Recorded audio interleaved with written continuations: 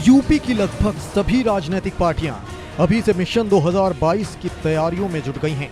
वहीं बीजेपी ने पूरी तरह चुनावी ताकत झोंकते हुए एक एक सीटों पर मंथन करना शुरू कर दिया है। ऐसे में ये तो तय है कि 2022 विधानसभा के चुनाव बीजेपी मुख्यमंत्री योगी आदित्यनाथ के नेतृत्व और चेहरे के साथ लड़ेगी। वहीं सीएम योगी खुद कहां से चुनाव लड़ेंगे, अब तक चल रहे संशय के भी संकेत मिलने लगे हैं। शुक्रवार को गोरखपुर के गोरक्षनाथ में योगी ने इस बात के संकेत दिए कि वो आगामी विधानसभा चुनाव अयोध्या से लड़ सकते हैं, जबकि इस बार हिंदुत्व और अयोध्या के श्री राम मंदिर ही बीजेपी का चुनावी मुद्दा होगा। ये जरूर है कि वो बीजेपी के सियासत के केंद्र अयोध्या से लड़ेंगे या फिर अपनी कर्मभूमि गोरखपुर से। फिलहाल ये स्पष्ट नहीं है, लेकिन राजनीतिक गलियारों की इन अटकलों के बीच शुक्रवार को गोरखनाथ मंदिर में उनके बयान के बाद सियासी तपिश बढ़ गई है। गोरक्षनाथ मंदिर में ब्रह्मलीन महंत दिग्विजयनाथ की 52वीं और ब्रह्मलीन महंत अवैधनाथ की 7वीं पुण्यतिथि को लेकर आयोजित साप्ताहिक श्रद्धांजलि समारोह के समापन सत्र में सीएम योगी आदित्यनाथ ने कहा कि अयोध्या के श्री राम मंदिर को लेकर गोरक्ष पीठ के समर्थन को सब जानते हैं। जब मैं अयोध्या में होता हूँ तो लगता ही नहीं कि गोरखपुर में नहीं हूँ।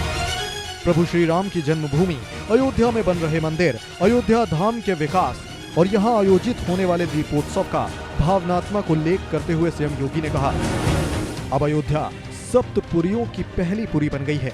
वहाँ के दीपोत्सव में एक एक संत की भावना परिलक्षित होती है। जो संत अब भौतिक शरीर में नहीं है, वो भी सूक्ष्म शरीर से इसे देखकर प्रसन्न होते हैं। देश ही नहीं, दुनिया भी इसकी भव्यता और दिव्यता की कायल है। गोरक्ष पीठ से राम मंदिर के रिश्तों को जोड़ते हुए उन्होंने कहा कि 1947 में देश आजाद हुआ और 1949 में जन्मभूमि पर श्री राम लला का प्रकटीकरण हो जाता है। उस दौरान वहां के मूर्धन्य संतों को गोरक्ष पीठाधीश्वर ब्रह्मलीन महंत दिग्विजयनाथ का संरक्षण प्राप्त था। परमहंस जी ने महंत दिग्विजयनाथ की ही प्रेरणा से श्री राम लला के मुकदमे को आगे बढ़ाया। महंत दिग्विजयनाथ के अभियान को ब्रह्मलीन महंत अवैधनाथ विस्तारित करते रहे। गोरक्ष पीठ और संतों के नेतृत्व में अयोध्या के लिए क्या क्या संघर्ष करना पड़ा। संघर्ष करने वालों ने कभी ये नहीं सोचा कि उनको क्या मिलेगा।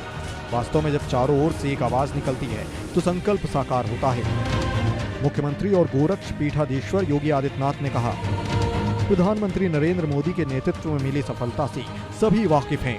उनके मार्गदर्शन से गृह मंत्री ने दृढ़ता से कश्मीर से धारा 370 को खत्म किया।